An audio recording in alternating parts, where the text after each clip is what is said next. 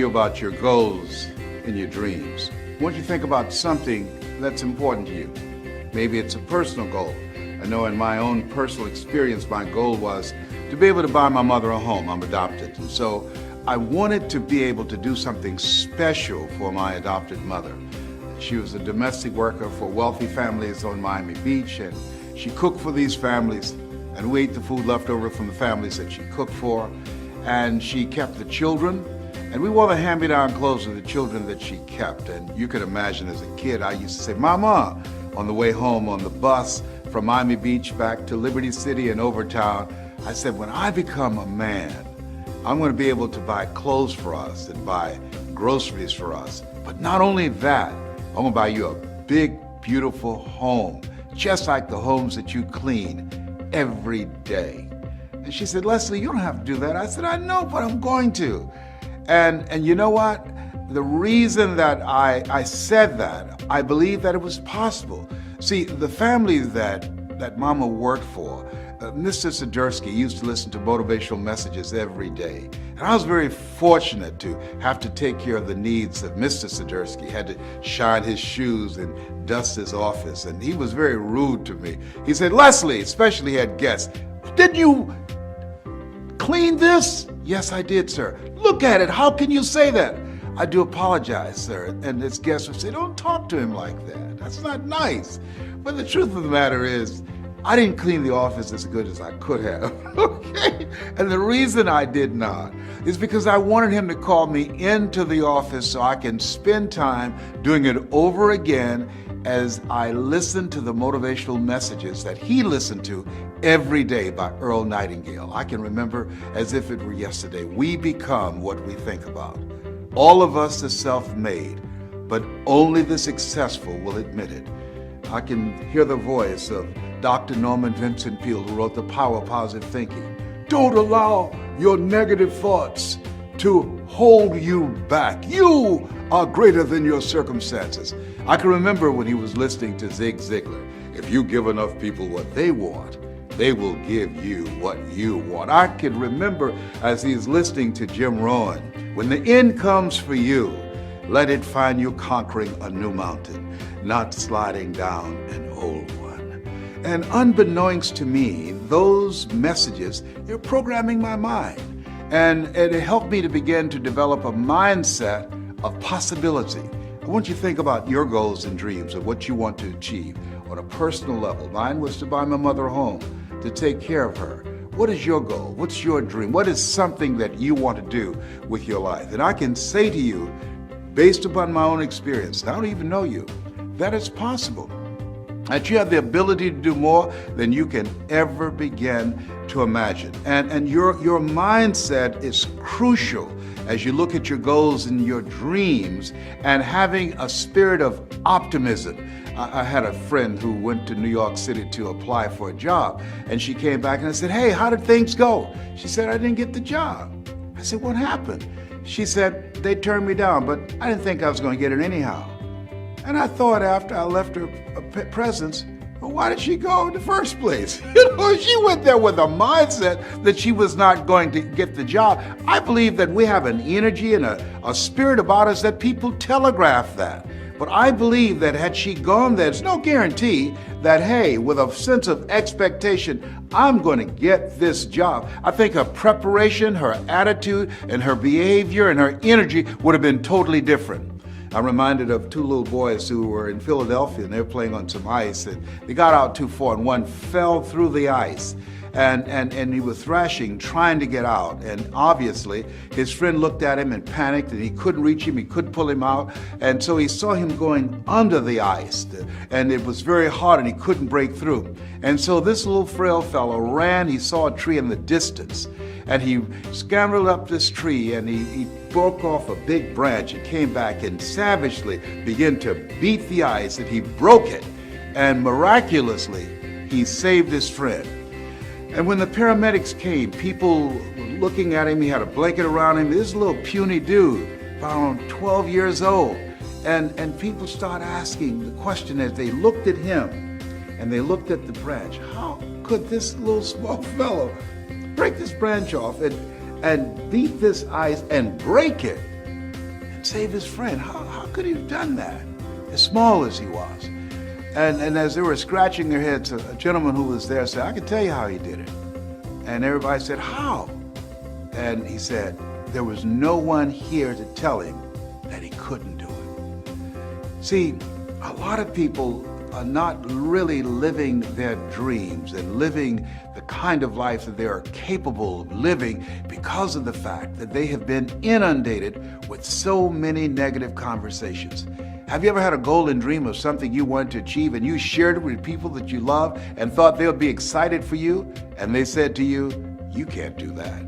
You know, MIT did a study, and the study indicated if I tell you you can't do that, somebody else has to come along and say, you can do it. You can do it. Don't listen to him, Ruby. You can do it. John, don't listen to Les. You can do it. They have to say that 17 times before they can neutralize that one time. That's why my favorite book says faith comes by hearing and hearing and hearing. And so by listening to those motivational messages every day when my mother went to do domestic work on Miami Beach, it began to give me a sense of optimism, of the possibilities of the kind of life that I can live. And I'm saying to you, as you listen on a regular basis, as you begin to program your mind deliberately, the reason that most people don't achieve their goals is because they are thinking like everybody else. 16 revolutionary words. Be ye not conformed to this world. Be ye transformed by the renewing of your mind. That's an ongoing process. What are your goals? What are your dreams? Earl Nightingale was right. You don't get in life what you want. You get in life what you are. And so you want to take the time every day to listen to things that can help to program your mind positively, because at the end of the day, if you don't program your mind, it's going to be programmed. Trust me, it's going to be bombarded with all kind of head trash, commercials. I was at a service station pumping gas and a commercial came up. I mean, you get on the elevator and commercials are there. You look at billboards, there are messages is coming in, over 5,000, 10,000 messages on a regular basis. And so as you look at your goals and dreams, it's very important that you are intentional about controlling what goes on in your mind, because everything gets in through the eyes and through the ears. So, what do you want? What do you want for yourself? What I'm doing right now, I didn't do it for 14 years. You know why? Because I was suffering from possibility blindness. Have you thought about doing something and you looked at what you wanted to do and your heart said, I could do that. And then your mind asked, how? And then you start thinking, well, I can't do that. I don't have a college education. I can't do that. I don't have an MBA or a PhD. I can't do that. I've never worked for a major corporation. Why would corporations reach over people with PhDs and MBAs and years of experience and pay me to come in to do something I've never done? I thought about doing this for years, and I talked myself out of it. There's an African proverb that says, if there's no enemy within, the enemy outside can do us no harm. Shakespeare says, therefore, dear Brutus, it's not in our stars, but in ourselves that we are underlings. And so as you look at yourself and look at your goals and look at your dreams, I'm saying to you that it's possible. Because if anybody at any point in time had a goal, had a dream of what they wanted to achieve, and they made it happen, then it's possible that you can do it too. But you've got to be intentional about programming your mind. So here's some things that's very important. I want you to hold in mind what it is you want to do in your personal life. What is it that you'd like to do? Maybe you want to do something for someone you care about. That was the goal and dream that I had. And I purchased 4 different homes for my mother.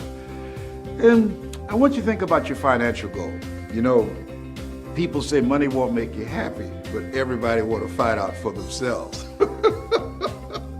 I have a friend named Rita Davenport, and Rita said, money can't make you happy, but it's right up there with oxygen. And I agree with that 100%. So as you look at your goals and dreams, I want you to think about your financial freedom number.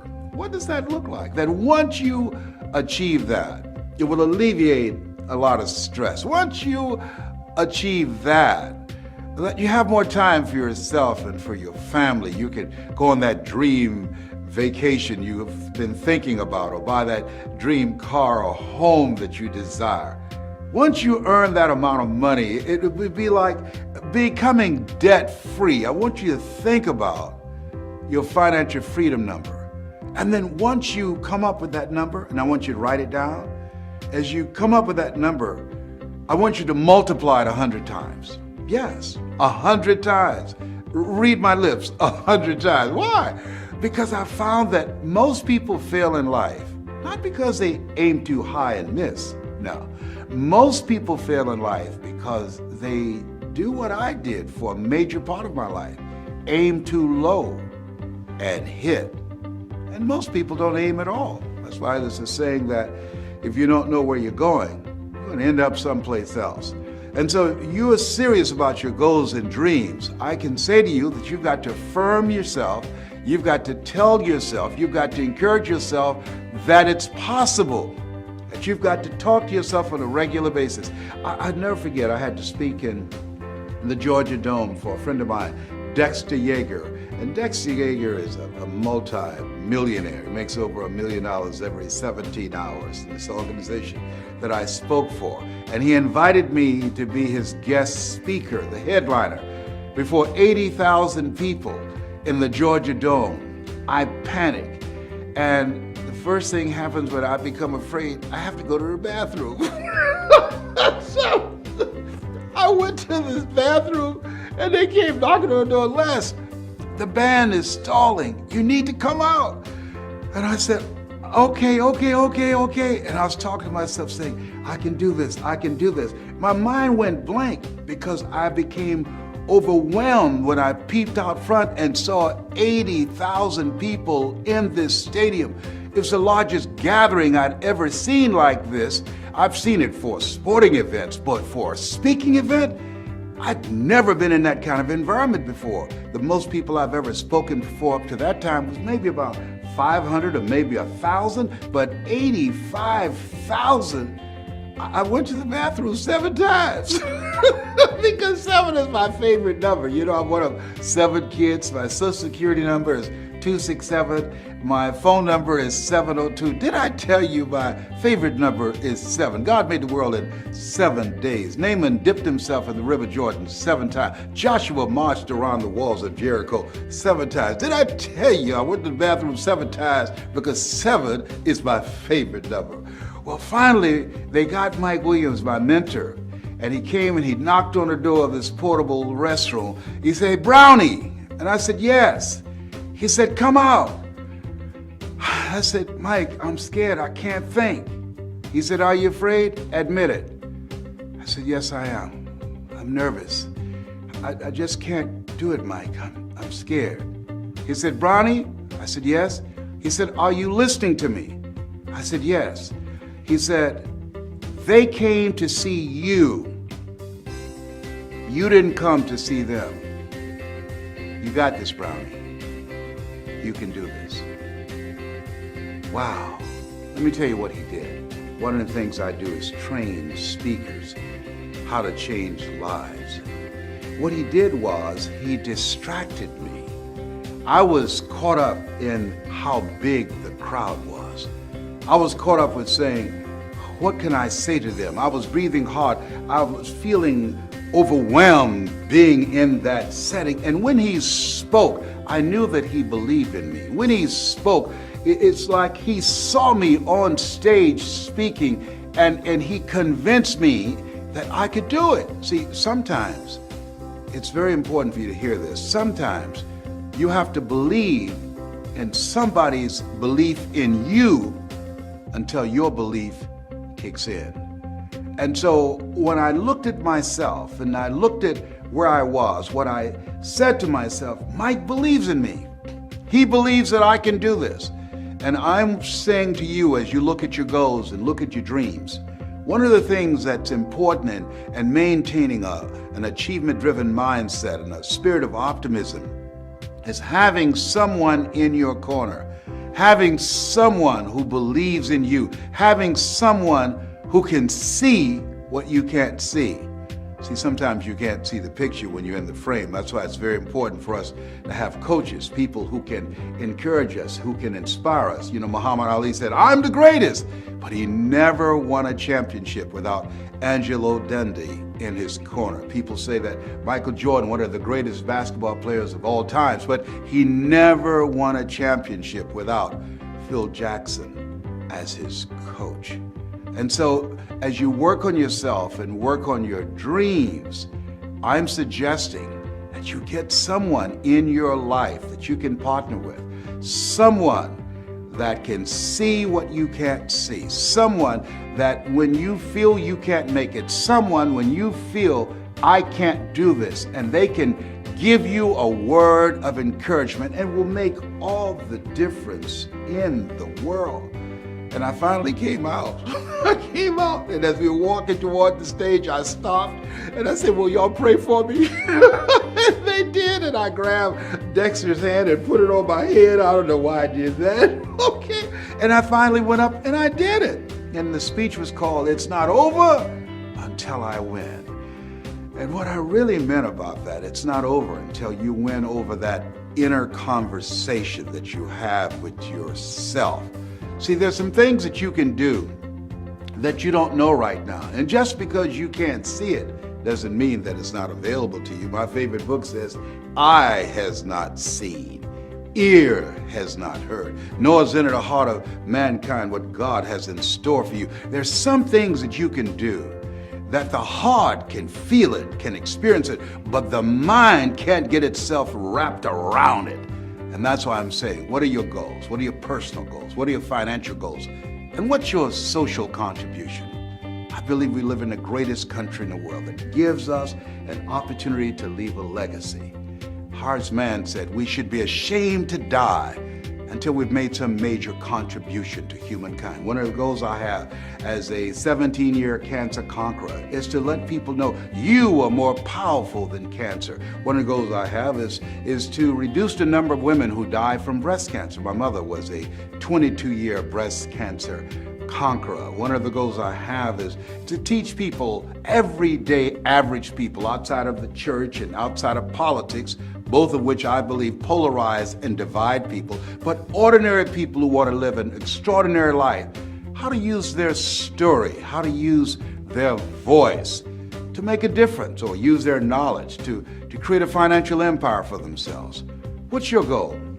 What's your dream? What will your legacy be? At the end of the day, when you leave here, what are 3 things that you want said about you when you check out? Because we're going to all go.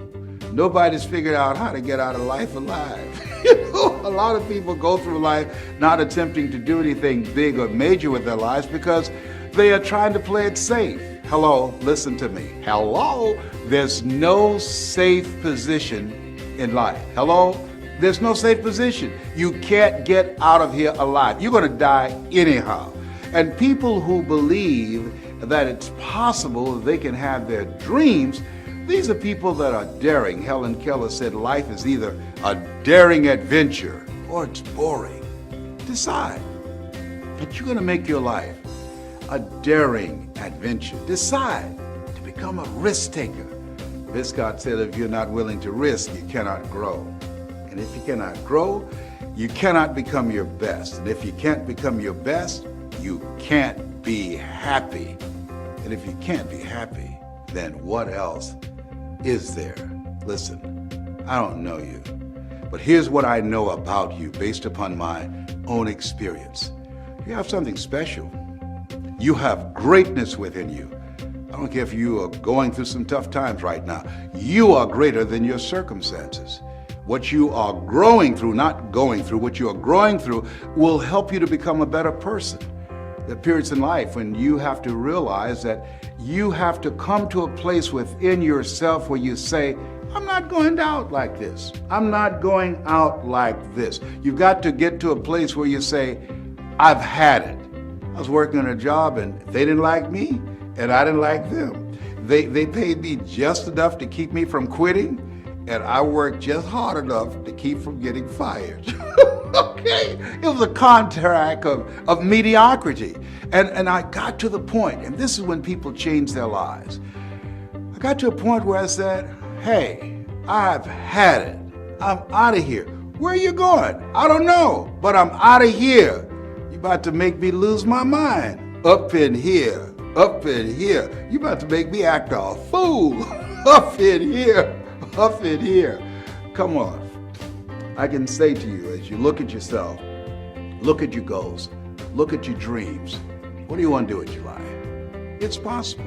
If anybody at any point in time in history had a goal, had a dream, and made it happen, then it's possible that you can have your goal. It's possible that you can have your dream. And as you look at yourself, work on yourself every day. Well, Les, what about those negative thoughts? You can't kill them. They're like little weeds. They keep on coming back. You can't kill weeds. They grow through the cracks of sidewalks. And so you can overpower those negative voices by listening to motivational programs, by tuning in on a regular basis to hear my voice, by reading 10 to 15 pages of something positive every day, by going to seminars and workshops and mesmerizing yourself with material that can help you to begin to get a different vision of yourself, to change your whole approach of how you see life. And it will help you to get to that next level. It'll help you to get unstuck. And how does that happen, Les? It's a process. I wish I could just tell you, all you have to do is just think positive and be enthusiastic and everything is going to work out all right. No. You can have a positive mental attitude and life will put some knots on your head. You know, Forrest Gump said, life is like a box of chocolates. You never know what you're going to get. When you have goals and dreams, think it not strange that you'll face the fiery furnaces of this world. You will, not you might, you will have tribulations. But in the midst of it all, you've got to believe it's possible.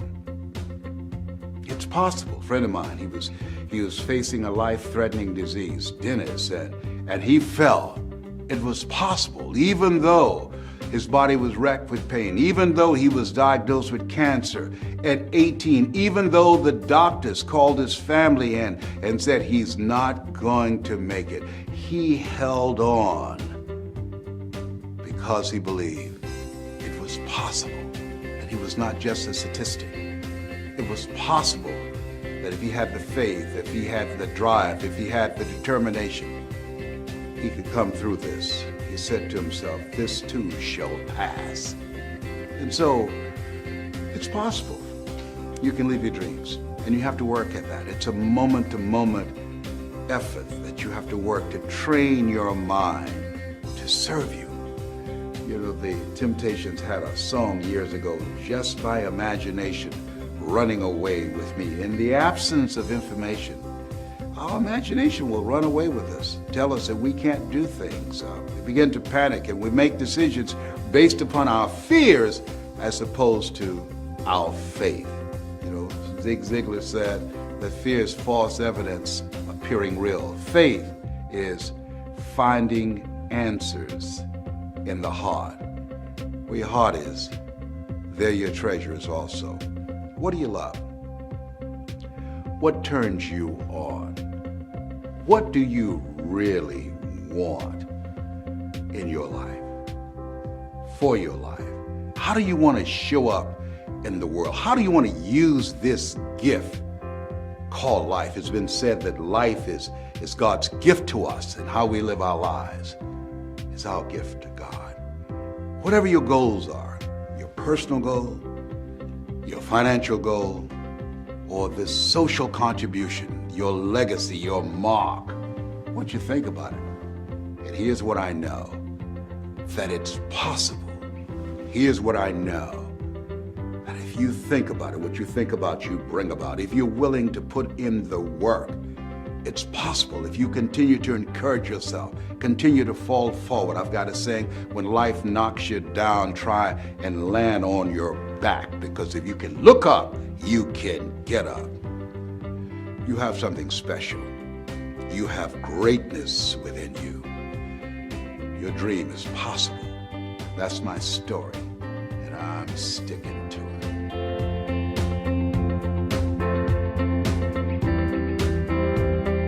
Now let me give you a little simple formula for goal setting, okay? We take 2.5 hours on the weekend for the whole 10-year plan. We don't have time for that tonight, but let me get you started with a little simple formula Mr. Schoaf gave me, and maybe this will be helpful. First of all, I've divided goals into two parts. First is long range. Long range goals. That's your dreams.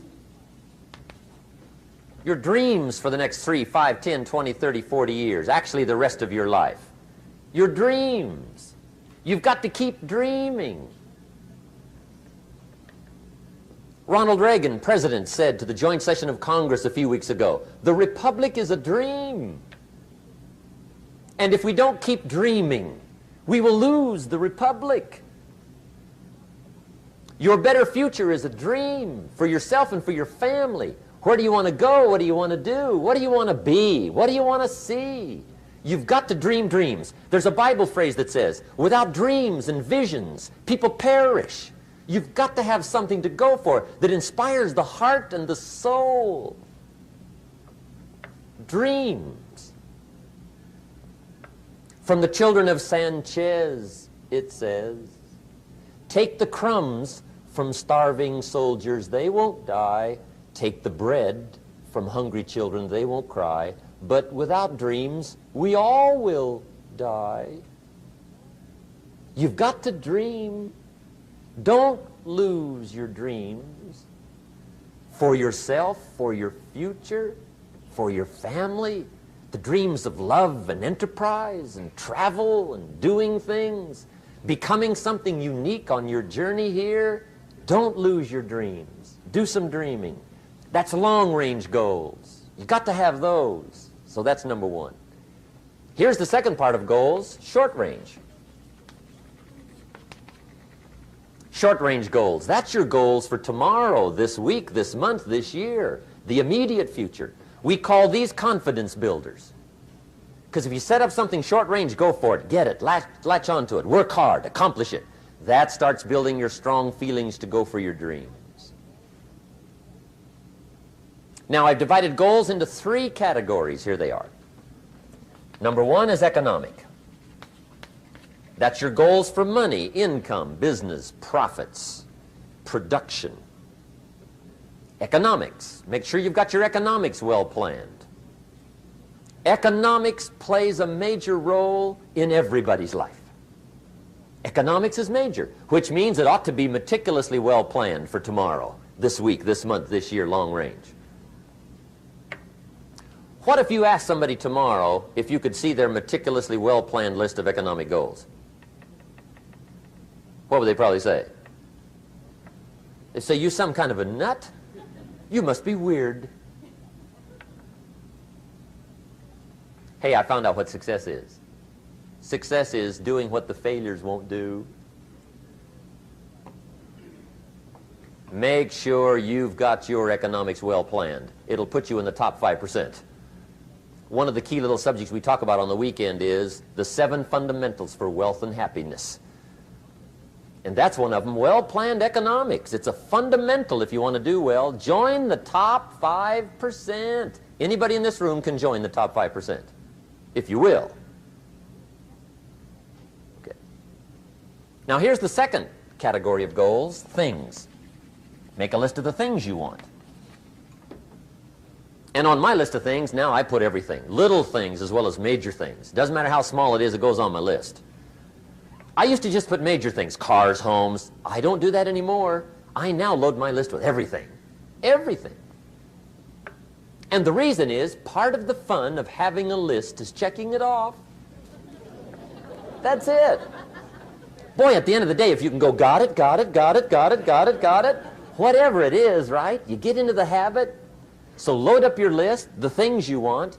Now, when you check off something major, celebrate. That's an important point to make. Celebrate your achievements. Live it up. Have a party when you reach something. you've worked for a while. See, we all grow from two experiences. One is called the pain of losing. The other one is called the joy of winning. We need both of them. Amplify them as much as you can, which also means make losing painful. If you set up something, fooled around, didn't get it, put it on yourself. On the other side, if you did get it, congratulate yourself. Self-congratulations is a sign of maturity. Seeking congratulations is a sign of immaturity. But hey, winning and losing, see, that's what it's all about. That's the name of the game. Now, some people lead such mediocre lives, at the end of the day, they don't know whether they're winning or losing. They got no clue. Guy's just going through the day with his fingers crossed. There's a better way. Okay, here's the third category of goals, personal development.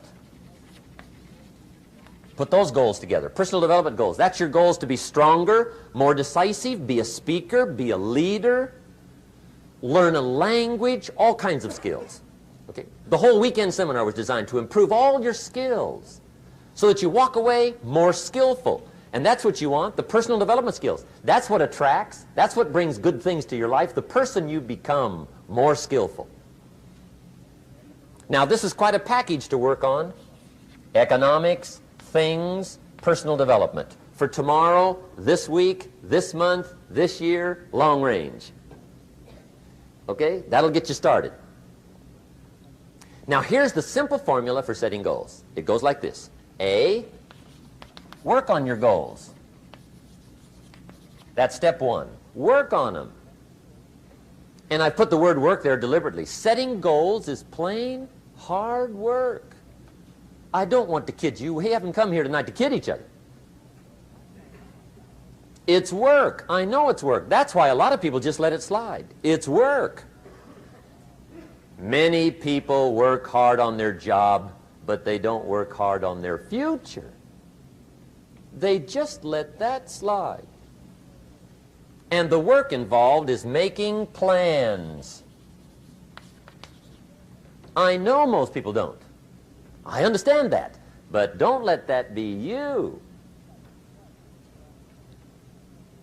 Guy says, well, yeah, you work where I work, but the time you struggle home, it's late. You got to eat a bite of supper, watch a little TV, get to bed. You can't sit up half the night. Plan, plan, plan. And the guys behind.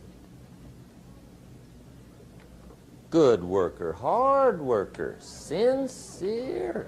But you got to be better than sincere, working hard. You got to be better than a good worker. You got to be a good planner.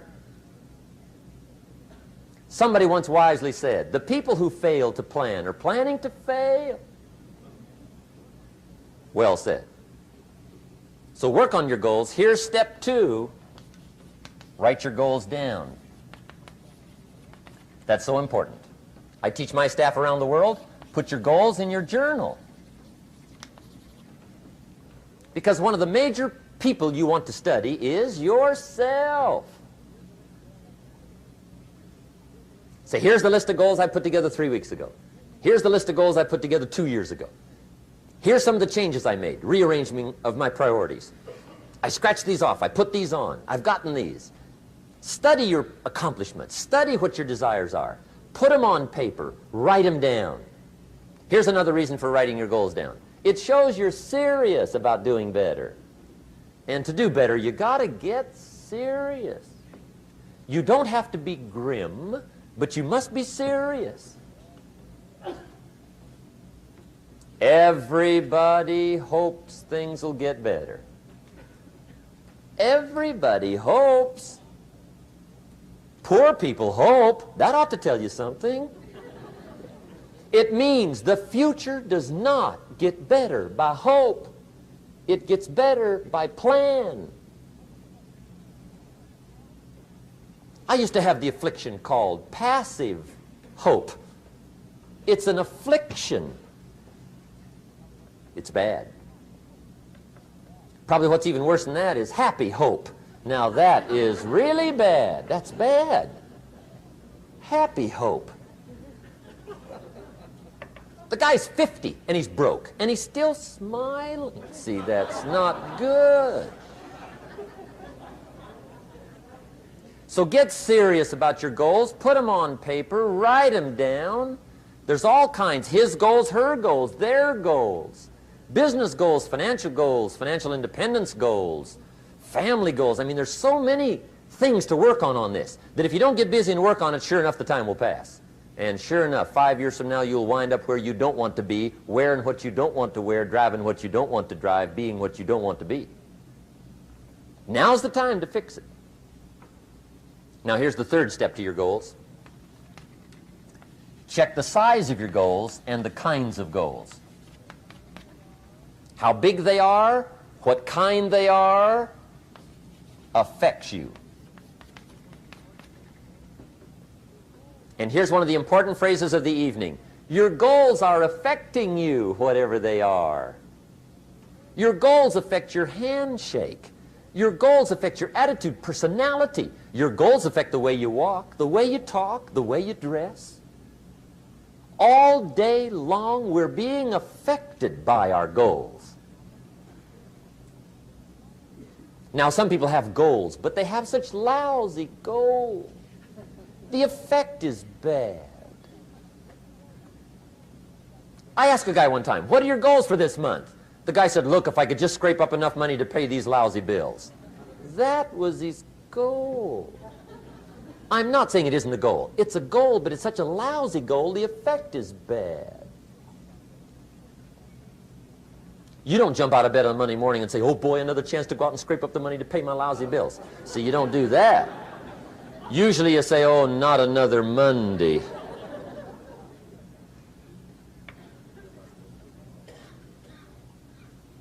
And some people have so given up on life, they have joined the thank God it's Friday club. How sad. Surely those are the same people, when life is over for them, will say, thank God it's over.